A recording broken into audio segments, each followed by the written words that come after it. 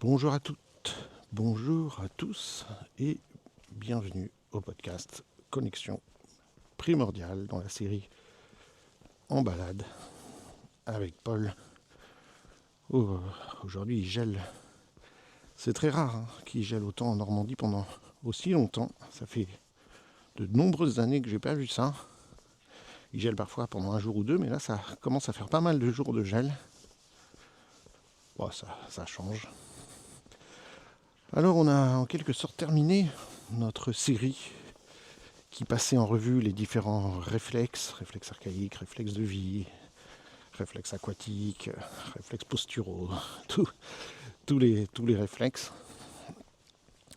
Et donc maintenant il est temps de passer sur autre chose, d'aborder d'autres sujets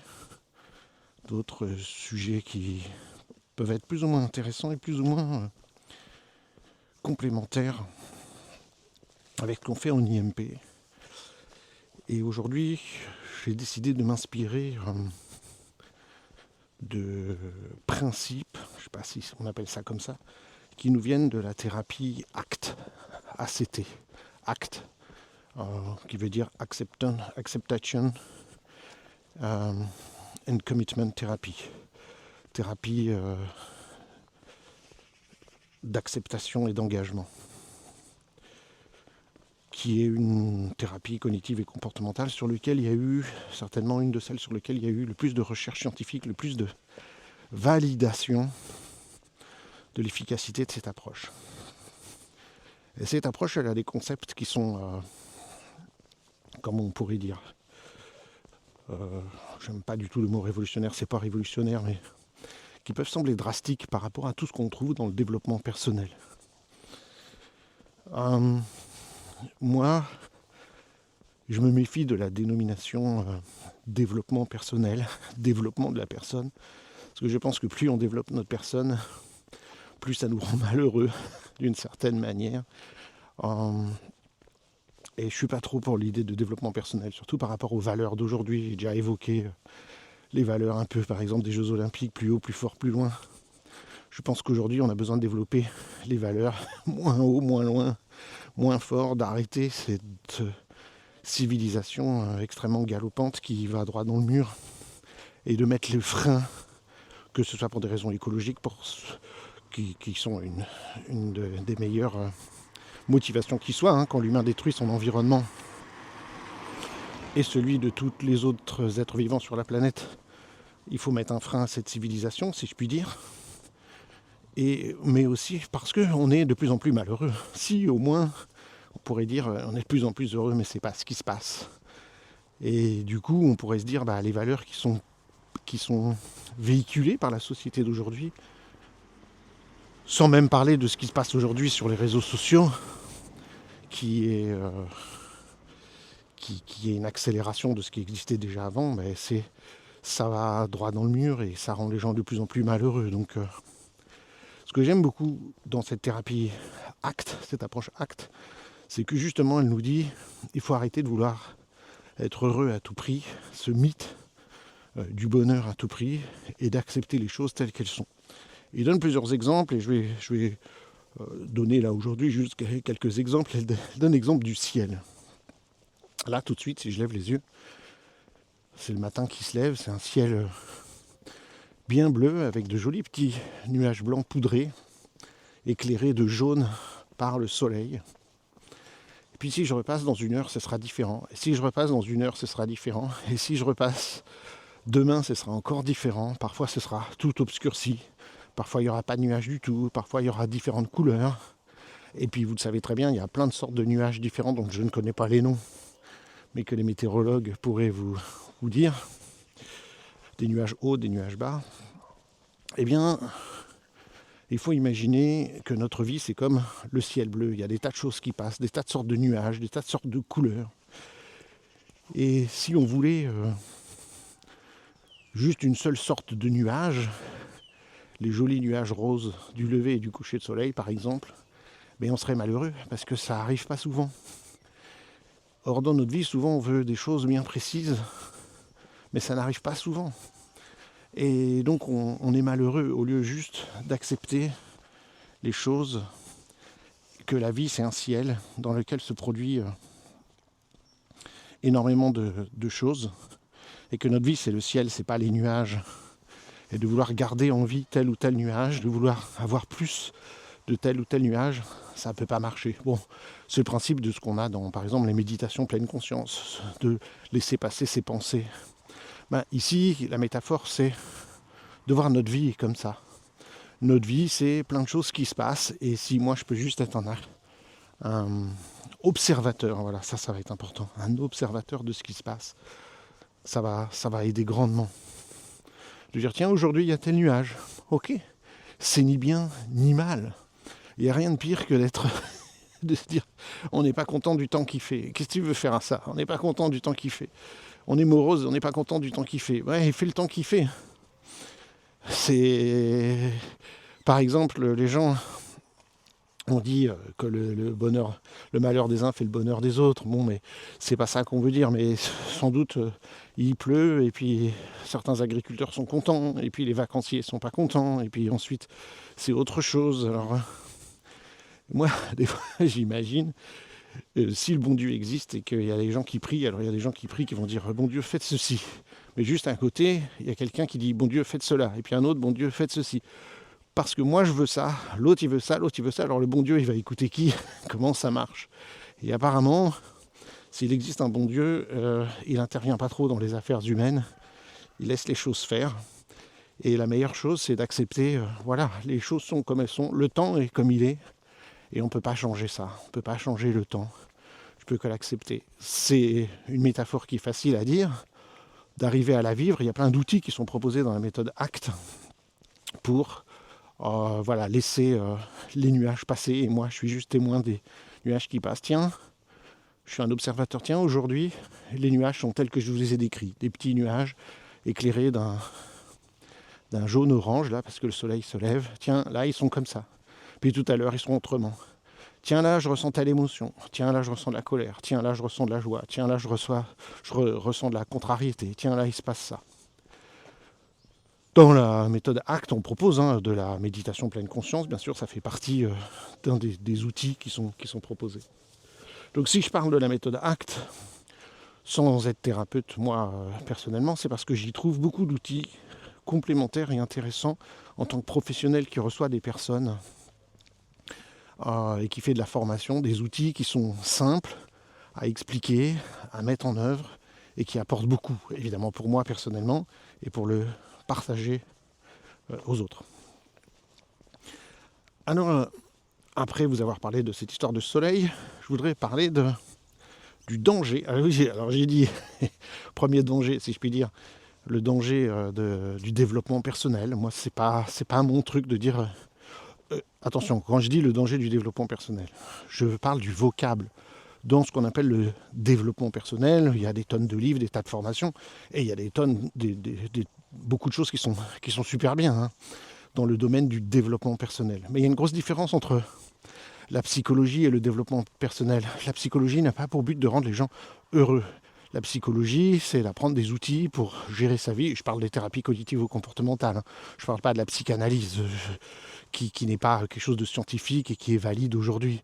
Donc, d'ailleurs, il y a une nouvelle loi qui est en action, une très bonne loi depuis le 1er janvier 2026, qu'il ne peut plus y avoir aucune prise en charge pour les enfants ou quoi, dans des IME ou dans les CMPP ou quoi, de psychanalyse. Plus aucune prise en charge. Rejet total de ces approches, puisque voilà, c'est une décision qui a été prise. Dans le développement personnel, c'est cette vocable, c'est cette idée de je vais me développer, il faut que je développe mon ego, je développe mon moi, je développe mon bonheur, je pense qu'à moi, l'égoïsme, c'est ça que je remets en question, sans avoir une vision globale des choses et de la société et des choses basées sur les valeurs. Donc je me méfie beaucoup de ce vocable développement personnel et qu'est-ce qu'il y a derrière, qu'est-ce qu'on cherche, de développer plus d'individualisme. Et je pense que ces valeurs ne sont pas bonnes et ne rendent justement pas les gens heureux. C'est ça le comble. On lit des livres de développement personnel et ça marche pas. Et on se dit pourquoi ça marche pas, ça a l'air de marcher pour tout le monde sauf pour moi. Le vendeur du livre, l'auteur du livre, j'ai fait exprès de dire le vendeur du livre, il veut vendre un truc, il veut vendre un concept magique, merveilleux, extraordinaire. Et puis je comprends pas, je suis la recette du livre, et puis ça marche pas. Alors j'achète un autre livre, je fais un autre stage de développement personnel, et puis je suis toujours aussi malheureux, et puis je comprends pas. Donc il y a une grosse différence entre ce que va proposer une méthode, une approche comme la méthode ACT et le développement personnel. On ne se place pas du tout dans le même registre, dans les mêmes valeurs. Non pas que je rejette et que je dise que tout dans le développement personnel est mauvais. Il y a beaucoup de choses qui sont très très bien, très très bonnes. Alors, une chose très importante qui est dite dans la méthode ACT et qui peut sembler contradictoire avec ce qu'on fait en IMP, c'est que dans la méthode ACT, ils disent par exemple, il faut se méfier d'une vie axée sur les objectifs. Ils reconnaissent que parfois ça va être utile d'avoir des objectifs personnels dans la vie. Mais il faut faire attention de ne pas en avoir trop et de ne pas baser notre vie sur des objectifs. Aujourd'hui, c'est un peu la mode dans le coaching ou dans plein d'approches justement de dire il faut savoir ce qu'on veut, il faut avoir des objectifs professionnels, personnels, financiers, ceci, cela. Et il faut absolument que j'atteigne ces objectifs. Et le danger, c'est que si j'arrive pas à atteindre ces objectifs, je suis en échec, je vais échouer. Et donc on se met la pression. On se met la pression et c'est un peu comme le burn-out qu'on a au niveau professionnel, où on nous donne des objectifs, ils ne sont pas atteints. Je me rappelle, notre ancienne secrétaire, elle est restée assez stressée pendant longtemps chez nous parce que dans son ancien boulot, tous les mois, le patron ou le manager, il faisait le bilan du chiffre qui avait été fait, des ventes, ou je ne sais plus ce que c'était, oui, des ventes. Et l'objectif, c'était ça doit être meilleur chaque mois. Et si c'est pas meilleur chaque mois, il gueulait et ça n'allait pas. Donc elle vivait en stress permanent de est-ce que c'est mieux ce mois-ci que le mois d'avant. Comme s'il y avait une amélioration permanente. C'est comme dans notre société, il faut toujours qu'il y ait une croissance. Chaque année, la croissance doit augmenter. C'est-à-dire, chaque année, on doit consommer plus que l'année d'avant. Et ça fait des décennies que ça dure. Chaque année, on doit extraire plus. Chaque année, on doit massacrer plus l'environnement. Chaque année, on doit consommer plus. C'est une fuite sans fin en avant. Plus on consomme, plus on va être heureux. Ah, les Français arrêtent de consommer, c'est une catastrophe pour l'économie. Mais ça ne peut pas durer. Forcément, à un moment donné, ça va dire stop. Moi, je pense, je regarde toutes les banlieues qu'on voit autour des villes, ça s'étend. Mais à un moment donné, il faut que ça s'arrête. À un moment donné, on ne peut pas recouvrir la planète de maisons de banlieue. À un moment donné, il faudra dire stop, les gars. Et c'est quand qu'on va dire stop? Est-ce que vous avez vu la différence de la planète entre le moment où vous êtes né, et il n'y a pas longtemps, et maintenant? Vous regardez les endroits où vous alliez jouer quand vous étiez petit, et maintenant. Regardez les banlieues des villes que vous connaissiez quand vous étiez petit, et maintenant, comment ça s'est étendu autour. Mais on est jeune. Pensez aux gens que moi je connais, qui ont 80, 90 ans. Comment c'était il y a un siècle? Ça va s'arrêter quand? Si on a... Et comme on est dans cette civilisation-là, on a tendance, nous, individuellement, de faire la même chose. Il faut toujours plus, sinon je suis malheureux. Il faut toujours que j'ai plus d'objectifs, que je repousse plus loin. Puis dès que j'ai atteint un objectif, il m'en faut un autre, et plus loin, et plus loin, et plus loin. Ça, c'est la garantie de l'échec. Notre civilisation, c'est évidemment la garantie de l'échec. Une croissance infinie dans un monde fini, ça ne peut pas marcher. Notre planète a des limites. Nous, on veut qu'il y ait une croissance illimitée. Forcément, à un moment donné, il y a un principe qui s'appelle le principe de réalité. Psychologie, cours de base de psychologie, principe de réalité. Boum. Pourtant, c'est ce qu'on dit à nos enfants. Tout n'est pas possible. Il y a des limites. Non, il n'y a pas de limite. Je courrai plus vite que Usain Bolt. Bon, si tu veux, entraîne-toi. Il y a peu de chances pour que ça arrive. Il y a des limites. Il y a des limites à tout. Et dans la vie, cette notion de tout fixer sur des objectifs, ça peut être une recette pour le malheur. Et l'idée qui est proposée ici, c'est pas de se dire il faut axer notre vie sur des objectifs, mais il faut axer notre vie sur des valeurs. Est-ce que je vis ma vie en accord avec mes valeurs? Et là, peu importe l'objectif. C'est pas l'objectif à atteindre qui compte, c'est est-ce que je vis ma vie selon les valeurs? Ça, c'est quelque chose qui donne de la satisfaction personnelle, qui nous permet de vivre en harmonie. Je suis en train de vivre aujourd'hui, cette semaine, ce mois, cette année, selon mes valeurs. Et les valeurs, c'est la boussole, c'est notre boussole. Et ce qui compte avec la boussole, c'est qu'on n'arrive pas quelque part. La boussole, elle indiquera toujours une direction. Donc, et vous savez qu'une boussole qui indique le nord ne peut pas nous amener au pôle nord, parce que le pôle nord, quand on arrive, la boussole s'excite dans tous les sens et puis elle indique nulle part, en quelque sorte. On ne pourra jamais arriver avec une boussole au pôle nord véritablement. Il y a des corrections qui doivent être faites, c'est assez complexe, etc.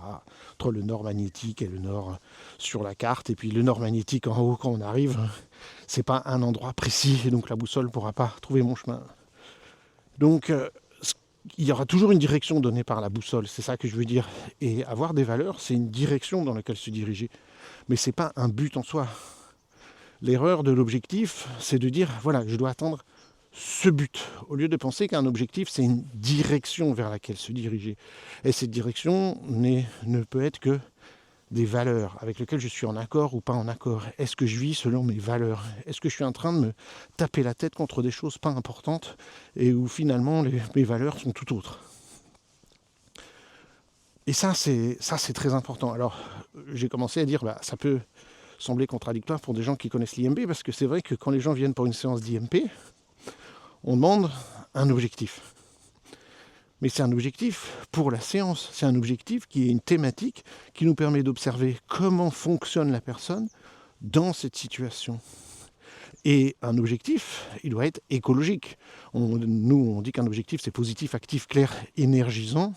Et le E de énergisant, c'est motivant, etc. C'est aussi écologique. Est-ce que ça va dans le sens de mes valeurs?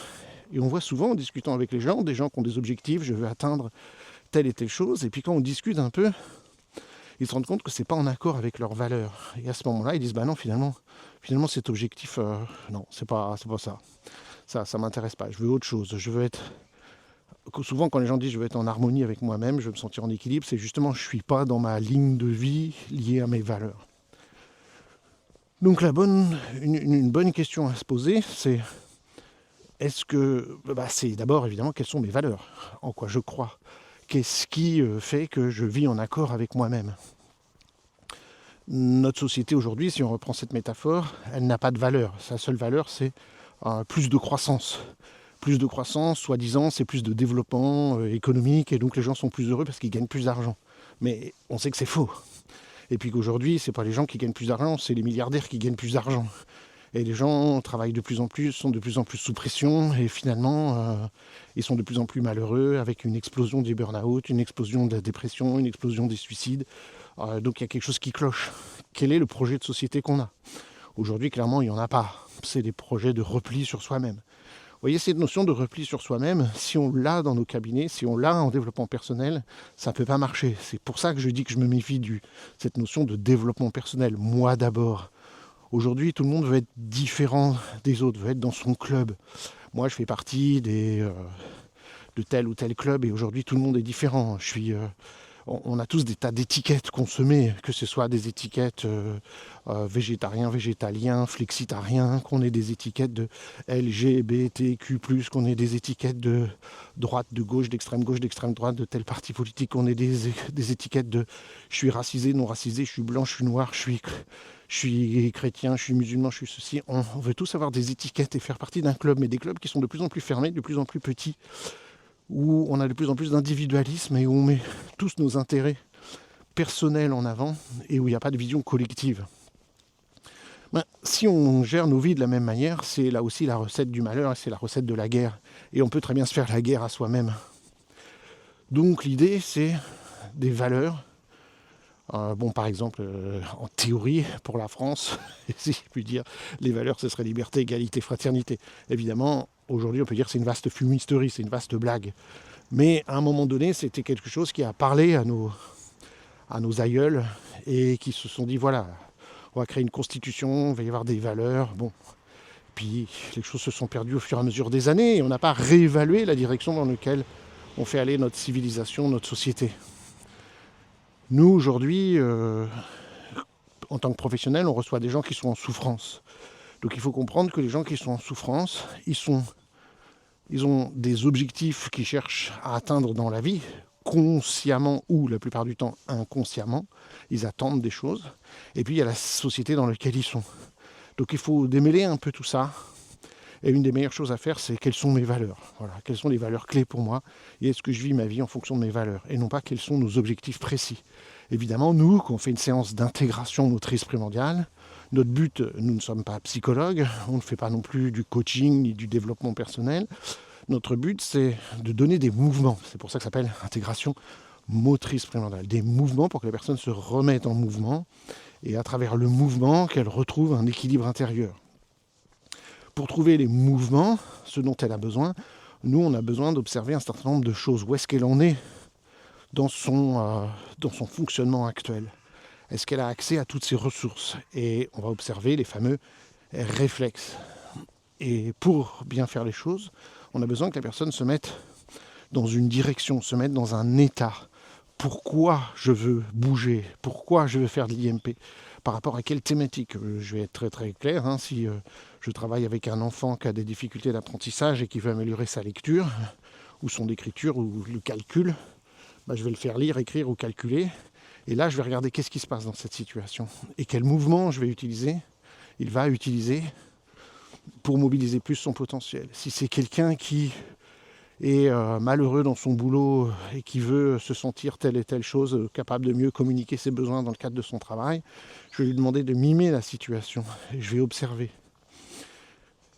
Je vais montrer, quand je dis que je vais observer, je vais enseigner à la personne comment s'observer, qu'est-ce qui se passe dans ses réflexes, qu'est-ce qui se passe dans ses schèmes moteurs. Et en fonction de ce que la personne observe, on va lui faire des propositions, un peu comme au restaurant, il y a un menu, et la personne va choisir, et elle va faire les mouvements pendant un certain temps, puis on va voir comment les choses se passent. Mais tout ça ne peut se faire que dans une notion de valeur. Un objectif en IMP doit être considéré comme non pas un but à atteindre, mais une direction que l'on se donne. Et c'est Denison qui disait ça il y a déjà des décennies, où il disait, évidemment lui il parlait de son approche, l'éducation kinesthésique. Il disait l'éducation kinesthésique c'est chouette parce que ça donne aux gens une direction vers laquelle se diriger. Mais c'est pas un objectif à atteindre. C'est tu veux aller dans quelle direction. Ah, ce chemin il a l'air joli, on va aller par là. Mais on ne sait pas ce qu'il y a au bout. Et puis une fois qu'on va avancer, on va découvrir d'autres embranchements et on aura envie d'aller à droite, à gauche, mais pas un but en soi. Les gens qui font du sport le savent bien, il n'y a pas un but en soi, il y a des mini-buts. Je veux atteindre telle et telle performance, mais ensuite, par exemple, quelqu'un qui s'est entraîné pendant, admettons, 1 an pour faire un marathon, il fait son marathon, il est très content, parce qu'il l'a fait. Disons, moi, à mon niveau, si je faisais un marathon, je serais content de le faire. Mais je n'ai pas du tout les compétences psychiques et physiques pour faire un marathon. Mais admettons, je serais content de l'avoir fini, peu importe. Mais après, on se dit pas, tiens, ça fait 1 an que je m'entraîne, j'ai fait mon marathon, bon, allez, maintenant, je retourne dans mon canapé tous les jours à manger des chips en regardant la télé. Terminé, ça y est, je l'ai fait, fini. Ou le gars qui a gravi l'Everest dit, ça y est, c'est fini, j'ai atteint tout dans ma vie, maintenant je retourne à mon canapé et à mes bonbons et à mes pop-corn. Non. Ils vont dire, bon, j'ai fait un marathon, je l'ai fini. Maintenant, est-ce que je peux le faire en moins de 4 heures ou est-ce que je peux faire un marathon dans une autre circonstance? Ou est-ce que je peux faire un ultra-marathon? Ou est-ce que je peux faire... Et on se lance d'autres défis, d'autres objectifs. Je ne vais pas dire, j'ai fait le marathon, ça y est, c'est fini, j'arrête de vivre. Donc c'est ça qui est chouette, c'est la notion dans le domaine du sport. Et je trouve que c'est une très bonne métaphore parce qu'en fait, traditionnellement, nos vies, pendant des centaines de milliers d'années, s'étaient orientées vers des notions qui impliquaient toujours le corps. Et dans le sport, on implique le corps. Et quand on implique le corps, une fois qu'il s'est mis à l'aise par rapport à une tâche, là je parle de courir un marathon, je dis pas, voilà, c'est fini, je vais m'asseoir dans mon canapé. Non, ce corps est devenu plus vigoureux, je me suis entraîné, psychiquement je me suis entraîné, ça m'a développé plein de compétences géniales. Et qu'est-ce que j'en fais maintenant? Et alors je développe, je me lance des nouveaux défis, mais c'est une direction. C'est une direction. Donc voilà, c'est la première ou deuxième notion que je voulais apporter aujourd'hui. Et j'avais prévu une troisième notion aujourd'hui. C'est cette notion qu'on voit se développer énormément de l'estime de soi.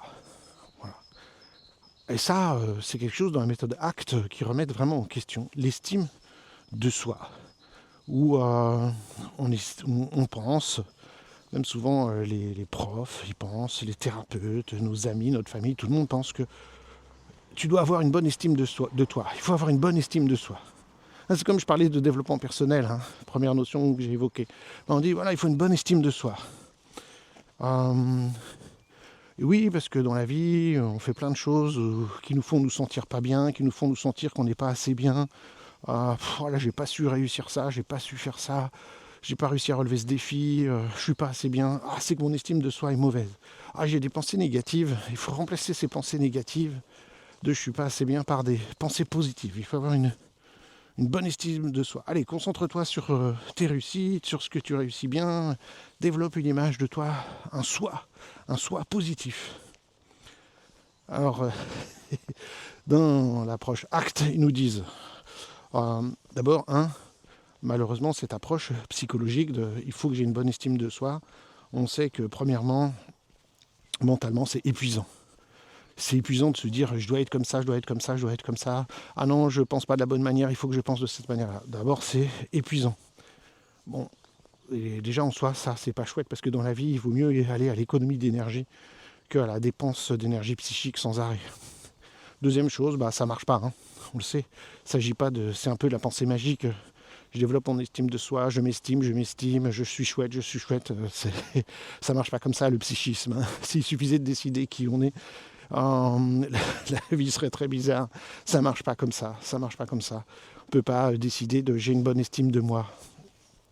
Et enfin, effectivement, des fois, momentanément, ça peut marcher. Admettons que je me suis un peu, comme on dit aujourd'hui, bien boosté. Allez, je me suis stimulé. Allez, j'y crois et tout. Mais en fait, ça dure pas longtemps. Pourquoi ? Parce qu'il y a toujours des choses où on va être soi-disant en échec, où on va estimer qu'on n'est pas assez bien. Je suis pas assez bien pour mes collègues, je suis pas assez bien pour mes enfants, je suis pas assez bien pour ma femme, je suis pas assez bien en tant que thérapeute, je suis pas assez bon en tant que présentateur de podcast, ou je suis pas assez bon pour faire du montage YouTube ou quoi que ce soit. Je serai jamais assez bon. Et puis je verrai toujours des gens qui font mieux que moi et ça va rabaisser mon estime de moi. Donc c'est un truc infernal, c'est un cercle sans fin. Je dois m'estimer, mais c'est à quel niveau ?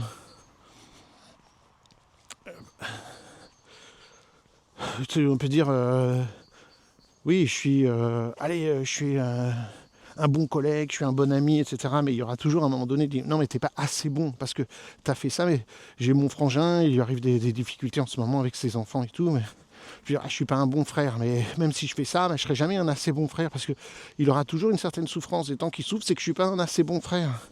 Ou pour mes enfants, il n'y a rien de pire. Dès qu'on voit nos enfants souffrir, on se dit c'est que je suis un mauvais parent. Je suis un mauvais parent, j'ai pas fait ce qu'il fallait quand ils étaient petits, j'ai pas fait ce qu'il fallait quand ils étaient ados, j'ai pas fait ce qu'il fallait. Et puis j'ai divorcé. Et mon estime de soi va chuter.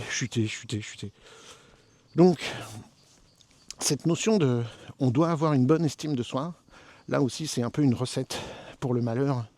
Parce qu'il y aura toujours quelque chose qui nous dit autour de nous que non, t'es nul, t'es pas bon, etc. Alors on pourrait se dire, c'est quoi l'antidote à ça ? Tu veux pas quand même qu'on ait une mauvaise estime de soi ? Évidemment non, c'est pas ça l'idée. Ça aussi c'est du malheur, mais c'est pas comme ça que ça marche. L'idée, le mot clé, d'où le nom de cette approche ACT, Acceptance et Commitment Therapy, c'est acceptance, c'est acceptation. Voilà, c'est acceptation de soi. C'est s'accepter tel qu'on est. Alors ça fait peur. Alors ça, c'est dur. Beaucoup de gens viennent nous voir, toute ma vie, des gens veulent ne pas être eux-mêmes. Alors, il y a des gens, ils veulent être autres que ce qu'ils sont. Je veux pas être qui je suis. Et puis, ça me fait toujours rire. Il y a des gens qui disent « je ne suis pas moi-même ». Je dis « non, je suis pas moi-même ». En vrai, ils veulent dire qu'ils vivent pas selon les valeurs qui sont les leurs, mais ils disent « je suis pas moi-même ». Je dis « vous êtes qui alors si vous n'êtes pas vous-même » Vous voyez, alors attention, évidemment, ça arrive des gens qui sont schizophrènes, mais c'est pas le cas des gens qui arrivent dans nos cabinets, bien entendu.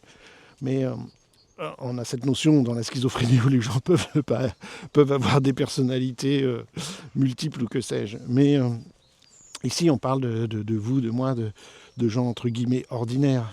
Et les gens disent, voilà, je suis pas moi-même ou je veux être autre. Je veux pas être qui je suis. Alors, des fois, c'est la plupart des gens qui viennent nous voir, c'est d'un point de vue psychique, Je ne veux pas être, je suis peureux, je veux pas être peureux, je manque de confiance en moi, je veux pas être comme ça, je veux pas être cette personne-là. Et parfois c'est aussi, ça touche le physique. Je n'aime pas mon corps, je n'aime pas ma tête, je veux pas être qui je suis. Malheureusement, aujourd'hui, il peut y avoir la facilité de la chirurgie esthétique qui fait rentrer les gens dans un cercle vicieux qui peut être dramatique, de vouloir se changer et se modifier. Tant qu'on n'arrive pas à l'acceptation de soi, c'est très difficile. Alors c'est une des choses les plus difficiles qui soit, je dis que c'est pas facile, je me trouve trop gros, trop vieux, trop moche, trop grand, trop petit. Puis vous savez, c'est souvent comme ça. Les gens grands trouvent que ce serait mieux d'être petit, les gens qui ont les cheveux lisses, ils veulent les cheveux bouclés, les gens qui ont les cheveux bouclés, ils veulent les cheveux lisses, les blondes veulent être brunes, les bruns veulent être blonds. C'est difficile. Et je pense qu'une des plus grandes sagesses et une des leçons les plus difficiles à retirer de la vie, c'est l'acceptation de soi, tel qu'on est, avec nos forces, bien sûr, mais avec nos faiblesses. Et ça, c'est plus difficile avec nos réussites et aussi avec nos échecs. C'est ce qui nous a forgé, c'est ce qui a fait notre vie. L'idée, tout comme l'idée du ciel, quand j'ai commencé le podcast en disant voilà, le ciel, il est comme il est, c'est de dire de ne pas s'accrocher trop fort aux événements finalement, à nos histoires qui nous concernent. Voilà, on a plein d'histoires qui nous concernent. C'est des nuages qui passent dans le ciel, ça peut changer au gré du vent. Un jour c'est vert, un jour c'est noir, un jour c'est bleu. L'avantage depuis être tout jeune, dans mon cas, est d'approcher la soixantaine, encore 3 ans. Mais c'est que j'ai enseigné toute ma vie, et il y a des choses que j'ai enseignées, il y a énormément de choses que j'ai enseignées, qui étaient 100% vraies à l'époque, que je défendais dur comme fer, et puis qu'au bout d'un moment on s'aperçoit, finalement c'est pas comme je croyais. Finalement c'est peut-être même faux ce que je disais, et qu'aujourd'hui j'enseigne peut-être quelque chose de très différent, voire peut-être le contraire. Et puis 10 ans après, les choses ont encore changé, et 10 ans après, les choses ont encore changé. Alors, ce qui me rassure, c'est de dire c'est le principe de la science. Ce qu'on savait être vrai scientifiquement à un moment donné, s'avère faux. Sans quoi, c'est pas de la science. Sans quoi, c'est une croyance, c'est une religion. Ou là, c'est comme ça, c'est une vérité immuable. C'est le principe des religions. Mais dans la science, ça change. Que ce soit n'importe quelle théorie, ça évolue en permanence. Et des choses qu'on croyait vraies, ça aperçoit c'est faux. Moi, j'enseignais des choses sur la compréhension qu'on avait du cerveau. Comme j'ai commencé à enseigner à partir de 91, 92, 93, j'ai commencé à enseigner régulièrement. On donnait des explications. Vous imaginez bien les explications d'il y a 40 ans sur le cerveau, sur le corps humain, sur la psychologie, sont plus du tout valables aujourd'hui. Alors, ce que je croyais être vrai est faux. Mais c'était vrai à l'époque, et ça nous a servi pour avancer, pour nous construire, et ça nous donnait une direction vers laquelle nous diriger. Mais si je m'étais accroché à ces choses-là, à ces vérités de l'époque sans aucun changement, ce serait un problème. Or, je vois des gens avec lesquels je me suis formé il y a 30 ans, qui n'ont pas changé leur discours, qui disent « mais non, c'est comme ça qu'on a enseigné, et c'est comme ça, il n'y a pas de raison que je change. » Les programmes ont changé. Je me rappelle quand moi j'enseignais le Brain Gym, les Denison, ils faisaient des nouvelles découvertes, et ils disaient, tous les 3, 4, 5 ans, on dit « tiens, là, on change le programme, ce mouvement-là, on l'enseigne plus comme ça. Là, on donnait telle explication, mais maintenant, on va en donner une autre. » Mais vous n'avez pas idée d'élever le bouclier. Les créateurs de la méthode disent, on va changer ça. Et moi, je voyais dans les congrès internationaux, les gens disaient, non, on ne change pas. C'est comme ça qu'on a enseigné. Les gens, c'est comme si c'était l'évangile. C'est la vérité de l'évangile. On ne change pas une virgule à ce qu'on enseignait. Et ça crée des gros conflits. Il y a des tas de pays qui ont fait scission, qui ont dit non. On nous a dit d'enseigner ça comme ça il y a 10 ans. Il n'y a aucune raison que ça change. Et ça c'est terrible. Parce que là, on est dans une approche sectaire, une approche dogmatique. Les choses sont amenées à changer. J'ai créé l'IMP en 2010. Je peux vous dire que depuis 2010, les choses ont sacrément changé au niveau de certaines techniques, la manière dont on les montre, la manière dont on pratique, au niveau de la théorie, la manière dont on présente les choses. Et il y a même des choses qu'on disait et dont on dit quasiment l'inverse aujourd'hui, parce que notre compréhension a changé. Parce qu'en 10 ans, 15 ans, 20 ans, les choses ont énormément changé. L'IMP, ça fait 16 ans maintenant. Mais les choses ont énormément changé, et puis il y a des découvertes qui sont. Et on travaille avec des experts qui nous disent, Là, nous, on travaille maintenant avec Volo d'Haleine. Volo d'Haleine, ce sont des gens qui ont une approche scientifique, ils ont tous des doctorats. Et ils nous disent, puisqu'on enregistre les cours et que je fais ces podcasts, et ils m'écoutent et ils disent, bah là, Paul, là, il y a des choses, là, c'est pas en adéquation avec ce que nous, on pense, on croit. Alors je dis, bah vas-y, donne-moi tes explications. Il dit, ah bah oui. Là, il faut que je corrige ce que je dis, il faut que je modifie. J'étais pas au courant de ça. Là, je dis quelque chose qui est... J'ai dit un truc sur la latéralisation il y a quelques temps dans le podcast. Ils m'ont dit, non, c'est pas en accord avec ce qu'on sait aujourd'hui. Je dis, ah oui, là, j'étais resté sur un vieux truc que je pensais qu'il n'avait pas changé. Et en fait, c'est pas tout à fait exact ce que j'ai dit. Et ça, c'est très important. Vous le comprenez, c'est valable dans tous les métiers. Normalement, dans tous les métiers, avocat, médecin ou quoi que ce soit, on a de la formation enseignant, on a de la formation continue, on doit apprendre de la nouveauté, on doit s'adapter aux nouvelles pratiques, aux nouvelles découvertes. Vous imaginez bien que le médecin, j'ose espérer, le médecin qui a justement 60 ans ou 57 ans comme moi, il ne peut pas faire la même médecine que quand il a démarré il y a 40 ans, c'est pas possible. Ou il y a 30 ans, ou il y a 25 ans, c'est pas possible. J'espère. Même chose pour les psys, même chose pour les kinés, même chose pour les enseignants. C'est obligé que ça change. Si vous acceptez ça, c'est la même chose pour nous, pour notre personnalité. On change sans arrêt. Ce qu'on pensait être vrai pour nous et bon pour nous, et valable pour nous à un moment donné, une vérité qui était là, n'est plus vraie aujourd'hui. Ma personnalité, elle était comme ça, et aujourd'hui, elle est comme ça. J'ai fait des choses à l'époque que peut-être je regrette d'avoir fait, mais c'est mon histoire, et mon histoire, elle est changeante. Mes valeurs, elles changent, ma vie, elle change, ma manière de voir le monde change. Ça, c'est... voilà. Mais souvent, on veut s'accrocher et dire, je veux garder que le bon, et je veux enlever tout le mauvais. Mais encore une fois, c'est comme de dire, je veux sélectionner les nuages qui me conviennent dans le ciel. Donc par où ça passe, cette acceptation de soi? Par un mot, un mot qui peut faire peur, c'est la compassion. La compassion envers soi, le fait de reconnaître la douleur, le fait de reconnaître nos malheurs, le fait de reconnaître la tristesse, et puis de se montrer bienveillant avec soi-même. Une des choses qui m'a vraiment beaucoup appris quand j'ai vraiment débuté dans les thérapies cognitives et comportementales, et quand j'ai débuté, c'est que je suis allé chez un thérapeute parce que ça n'allait pas bien quand j'ai eu la quarantaine. J'ai fait le divorce, j'ai fait la dépression, ma femme m'a quitté, etc. C'était très dur. J'ai fait une dépression pendant 1 an. Et là, j'ai eu la chance, on m'a conseillé un psychiatre qui faisait les thérapies cognitives ou comportementales. Donc je l'ai vu quelques fois, il m'a fait faire le journal de gratitude tous les jours, etc.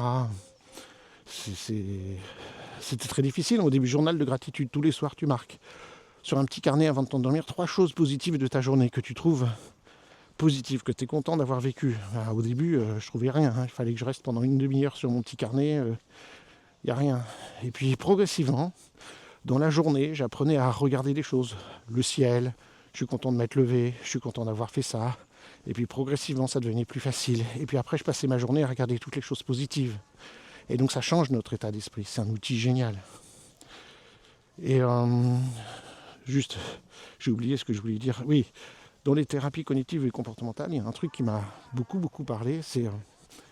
Est-ce qu'on est un bon ami pour soi-même? Alors l'idée est la suivante, c'est que si vous avez un ami qui va pas bien, vous dites, je suis malheureux, ça va pas au boulot, ça va pas avec mon mari, avec ma femme, avec mes enfants. Quelle attitude vous allez avoir envers cette personne? Vous allez dire, t'es nul, t'es un incapable, pourquoi tu te prends par main, fais ça, tu peux pas te laisser aller comme ça. Est-ce que vous allez accueillir ce que dit votre ami avec de la bienveillance, de l'acceptation et de la compassion, ou est-ce que vous allez l'engueuler? Je crois que vous savez la réponse. J'espère, si vous êtes un bon ami. Mais pourquoi je me traiterais, moi, différemment de mon meilleur ami? Quand ça m'arrive à moi, mon meilleur ami, qu'est-ce qu'il ferait? Il ferait l'acceptation, de la compassion, de la bienveillance. Et moi, est-ce que je vais pas me dire, t'es qu'un nul, t'es un incapable, bouge-toi un peu, vraiment, pourquoi ça t'arrive, tu l'as bien mérité, et tout et tout.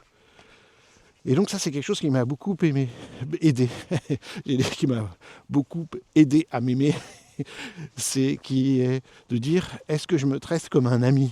Je devrais être mon meilleur ami. Et un meilleur ami, je le traite avec compassion, bienveillance, écoute, les choses sont comme elles sont. Un jour, notre ami nous dit « je suis heureux, vous l'avez tous vécu ça, je suis heureux, je suis amoureux », et vous dites « ouais, génial et tout », puis un jour il dit « on va divorcer, ça va pas avec ma femme et tout », vous dites pas « youpi », mais vous l'écoutez toujours avec cette bienveillance. Et ça, c'est très important. C'est quand on souffre, eh ben, on ne se laisse pas happer par nos histoires de souffrance, et on laisse la bonté, l'attention, l'acceptation de soi, la compassion. C'est très différent de l'estime de soi. C'est très différent. Je dois être le meilleur, je dois être bon, je dois être quelqu'un, je dois faire ci. Si t'as pas fait ça à ton âge, si t'as pas tel objet, si t'as pas cette bagnole, si t'as pas... Waouh, si t'as pas des abdos tablettes de chocolat, si t'as pas... Waouh. Dans notre société, ça peut être souvent si tu gagnes pas tant d'argent. Donc c'est très difficile donc, de remplacer cette notion de... Et vous voyez, cette notion excusez-moi, d'estime de soi, par cette notion d'acceptation, ça change tout. Et vous voyez, ça nous ramène à ma première idée pour clôturer cet épisode de podcast, le développement personnel. L'estime de soi, ça touche au développement personnel. Il y a beaucoup de choses dans le développement personnel qui est développons notre estime de soi. Il faut une estime de soi. Si tu as une mauvaise estime de soi, tu seras malheureux. Non. Vouloir travailler sur l'estime de soi nous rend malheureux par définition parce qu'on ne pourra jamais avoir une bonne estime de soi parfaite. Accepter tel qu'on est, c'est comme ça, voilà. C'est comme vouloir lutter sur le fait qu'on soit petit ou qu'on soit grand, qu'on soit blond ou qu'on soit roux ou quoi. C'est quelque chose qu'on ne peut pas changer. Donc la seule chose, c'est de s'accepter tel qu'on est. C'est très dur, bien sûr. Alors c'est encore plus dur quand c'est des choses qu'on nous a fait croire qu'on pouvait changer facilement, comme le fait d'être gros ou mince. On dit, bah voilà, si je mangeais moins, ou si je mangeais plus, ou si je faisais plus de sport, alors je serais différent de ce que je suis. C'est très difficile, encore plus difficile, parce qu'on croit qu'on peut facilement, qu'on pourrait, ou en tout cas la société nous fait croire, ah c'est trop gros, et ça c'est ta faute. Alors ça c'est encore plus dur, mais vouloir lutter contre qui on est, vouloir être autre que qui on est, c'est la recette assurée du malheur. Et ça me fait penser à quelque chose d'un peu similaire, mais bien que différent, et puis ce sera un dernier concept, et je vous laisserai sur ça, c'est le concept de la confiance en soi. Ça me fait souvent penser ça quand on parle d'estime de soi, ça me ramène à la notion de confiance en soi.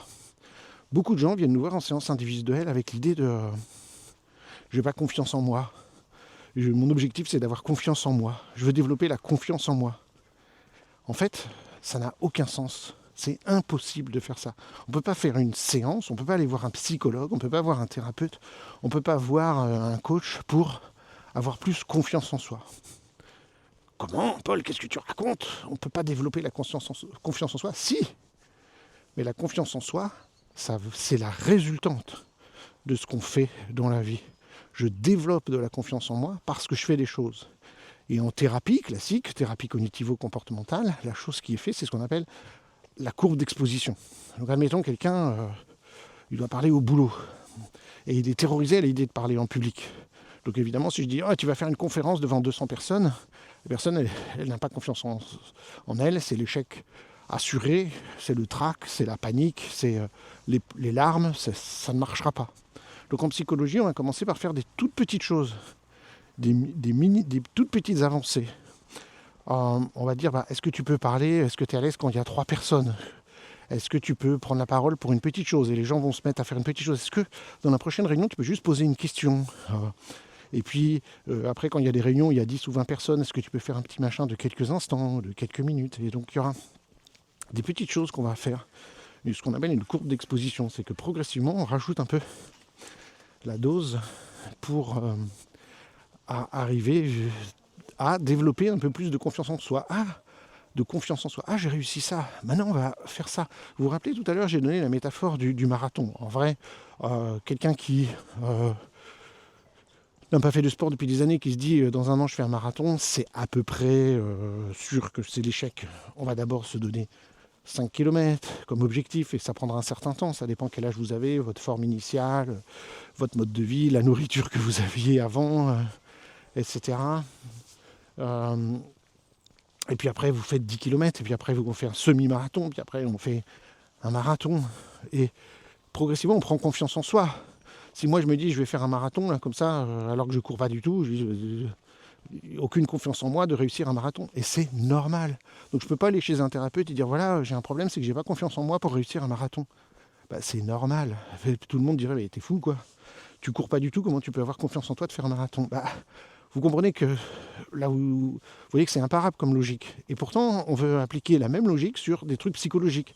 Ah, j'ai pas confiance en moi pour parler devant un groupe. Oui, mais t'as jamais parlé.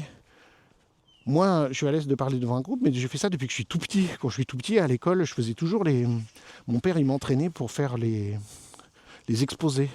Il m'enregistrait, on s'enregistrait, on préparait, il me faisait répéter pour faire ça.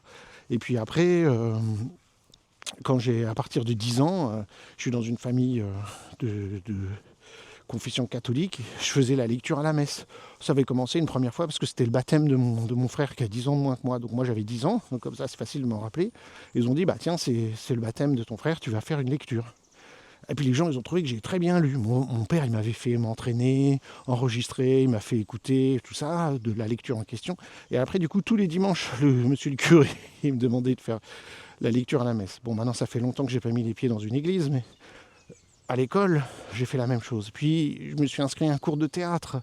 Et puis, après, j'ai commencé à faire des conférences. Donc, et puis, après, j'ai commencé à enseigner. Donc, c'est quelque chose qui n'est pas venu du jour au lendemain. Alors j'ai eu beaucoup de chance d'être confronté à ça depuis tout petit, ce qui fait qu'aujourd'hui c'est quelque chose qui m'apporte du plaisir, moi, du bonheur de parler devant un groupe, de partager, de faire des conférences. C'est quelque chose qui m'épanouit. Et tout le monde n'est pas fait pour faire ça. Mais si vous faites une activité dans laquelle vous êtes à l'aise et que moi je ne connais pas du tout, je pense à la musique par exemple, dire ah j'ai pas confiance en moi pour jouer du piano. Bah oui, mais j'ai jamais joué de musique de ma vie. C'est logique. Donc, vous voyez, psychologiquement c'est la même chose. Les gens disent j'ai pas confiance en moi. Et on va mettre en place des stratégies. Alors quand je dis on là, c'est pas nous en IMP, c'est pas notre métier, c'est le métier des psychothérapeutes. Donc le psychothérapeute va mettre en place avec la personne une courbe d'exposition où progressivement, on va faire des petits pas et on va prendre confiance en soi. La confiance en soi, c'est la résultante. Or beaucoup de gens ils pensent que ça fonctionne à l'envers. Il faut que j'ai confiance en moi pour faire quelque chose. Non. Ludivine et moi, en ce moment, on fait beaucoup de changements par rapport à l'IMP, par rapport à notre manière de travailler et tout, mais je peux vous assurer qu'on n'a pas du tout confiance en nous, parce que c'est tout à fait nouveau pour nous. Si on attendait d'avoir confiance en nous pour faire quelque chose, dire ah, on va faire ça, on l'a jamais fait, on est complètement paumé en ce moment. Enfin, on n'est pas complètement paumé, mais je veux dire, on n'a pas confiance en nous dans ce qu'on fait. C'est logique, c'est nouveau. Donc si on attendait d'avoir confiance en soi avant de faire quelque chose, on ne ferait jamais rien en fait dans la vie. Donc vous voyez, il faut se méfier de beaucoup de choses où psychologiquement ça semble logique, alors en fait c'est pas du tout logique. Les gens qui viennent nous voir, qui disent je viens vous voir parce que je manque de confiance en moi, je veux développer de la confiance en moi, bah non, enfin oui, mais on va pas faire quelque chose de magique qui vous donne confiance en vous. On va se confronter. Tu veux faire un marathon, tu vas commencer à courir 5 km et puis on va mettre en place un programme pour les 5 km, puis 10, puis demi-marathon, semi-marathon, plus marathon. Bah, pour la psychologie, pour la confiance en moi, dit voilà, j'ai pas confiance en moi pour réciter ma poésie devant l'ensemble de la classe. On va faire un truc magique, ça y est, ta confiance, va dans la classe, ça y est. Non, on va mettre en place des choses. Alors c'est sûr que nous, on va agir en complément du psy. Pourquoi ? Parce que quand la personne me dit ça, je vais lui dire bah tiens, on se met en situation, tu es devant la classe, tu dois réciter ta poésie, tu es devant ton patron, tu dois lui dire ce que tu veux dire, tu es devant le groupe de collègues, tu dois parler. Et là, nous, on va regarder les schèmes moteurs, les schèmes réflexes. Et on va s'apercevoir que dans cette situation, la personne, elle active tel ou tel réflexe archaïque s'active parce que je ne me sens pas en sécurité. Et c'est logique. Et c'est pour ça que les réflexes ne sont pas nos ennemis. Dans beaucoup d'approches, on considère les réflexes comme un ennemi dont il faut se débarrasser. Non. Ça me dit, je suis en insécurité dans cette situation, c'est pourquoi la personne vient me voir. Si elle vient nous voir, c'est qu'elle ressent de l'insécurité. Elle ressent du manque de confiance en elle. Sinon, elle ferait la chose et puis elle n'a pas besoin de nous. Donc elle se sent en insécurité. Donc nous, on va mimer la situation, réciter la poésie devant la classe ou peu importe quoi. Même faire un match pour un sportif ou quoi. Et nous, on va observer ce qui se passe. Au niveau des schèmes moteurs, est-ce qu'il y a des mécanismes de stress qui s'activent ? Est-ce qu'il y a des réflexes qui disent ah, tu te sens dans l'insécurité, donc nous, on doit s'activer. Et il s'active à la base pour nous aider. Mais évidemment, ce n'est pas une réponse efficace, c'est une réponse liée au stress. Si j'agis sous stress, ça ne va pas être efficace. Donc je vais repérer et je vais faire prendre conscience à la personne de ce qui se passe. Et en fonction de ce qu'on voit, on va lui proposer des activités motrices primordiales, ou je devrais dire des activités d'intégration motrice primordiale, pour qu'elle puisse faire ça, et que dans cette situation, elle n'agisse plus de manière réflexe, mais qu'elle puisse activer, non pas ses réflexes archaïques, mais ses réflexes de vie, ou des stratégies acquises, des réflexes, des réflexes liés à l'apprentissage, des comportements choisis. Et donc, évidemment, du coup, si je suis en psychothérapie, dans ma psychothérapie, ma courbe d'exposition va pouvoir aller plus vite, je vais pouvoir choisir des objectifs et des avancées différentes. À partir du moment où j'ai accès à plus de ressources. Donc voilà un peu, vous voyez comment, bien sûr, nous en IMP, nous ne sommes pas psy ni psychothérapeutes, bien sûr, bonjour. Et on ne va pas chercher à faire ça, nous. Du psy, des psychothérapies, on n'est pas coach non plus, mais on va travailler en complément. Et donc ces notions qu'on trouve dans une approche comme la méthode ACT va nous aider à garder le cap sur les bonnes choses à faire avec les gens. Mais nous, notre travail, c'est pas la psychologie. Nous, notre travail, c'est de regarder ce qui se passe quand les gens se mettent dans leur objectif, dans leur direction, en lien avec leurs valeurs. Qu'est-ce qui se passe en termes d'intégration primordiale, et de leur donner les mouvements pour se remettre en mouvement, justement. Et c'est à travers la pratique de mouvement qu'ils vont pouvoir développer, par exemple, la confiance en soi. Parce que je vais faire des choses concrètes et je vais progresser petit à petit. Donc voilà différentes notions que je voulais apporter aujourd'hui. C'est un petit peu en vrac, comme c'est le principe. Je m'en excuse de ces balades avec Paul. C'est que c'est un peu improvisé. Je pars sur une thématique. C'est pas très structuré. Je ne dis pas des choses telles qu'on enseigne en IMP. Je vous apporte des informations que justement on n'enseigne pas en IMP, qui sont. Je suis un expert, je ne suis pas du tout un expert dans le domaine des thérapies cognitivo-comportementales, je n'ai pas de formation dans ce sujet-là, j'ai juste des lectures et de la pratique de cabinet qui fait que, et d'enseignement qui fait que je vous apporte un peu des réflexions. Prenez ça plus comme de la philosophie que comme des recettes de cuisine. Si certaines choses que je vous dis vous parlent, adaptez, modifiez, faites, voyez si ça suscite des choses chez vous. N'hésitez pas à réagir à ce que je dis. C'est pas de l'IMP ce que j'enseigne. C'est juste des choses comme ça qui me semblent intéressantes, ou plutôt que j'ai envie de partager, tout simplement. Si ça vous parle, tant mieux. Sinon, faites-le moi savoir. Je suis moins en mode automatique, comme on dirait, que quand je parle des réflexes, qui est quelque chose que j'enseigne depuis des décennies maintenant, alors que là, ce sont des compléments, des lectures, des formations que je suis à côté pour moi être plus performant dans mon travail personnel de praticien, d'accompagnant en IMP et d'enseignant en IMP. Donc c'est un complément, mais c'est pas de l'IMP. Donc j'espère néanmoins que ça vous apporte des choses, et peut-être qu'on va continuer à parler de choses comme ça en lien avec la méthode ACT. Et moi en tout cas, si je m'y intéresse tant, c'est que d'un point de vue personnel, ça me parle. Dans mon équilibre personnel. Donc je me dis, si ça me parle à moi, peut-être que ça peut toucher d'autres gens. Et vous-même, et peut-être ça vous donnera des notions que vous trouverez intéressantes à explorer avec les gens avec qui vous travaillez, si vous travaillez avec des gens. Merci de m'avoir écouté, et puis je vous souhaite une bonne journée.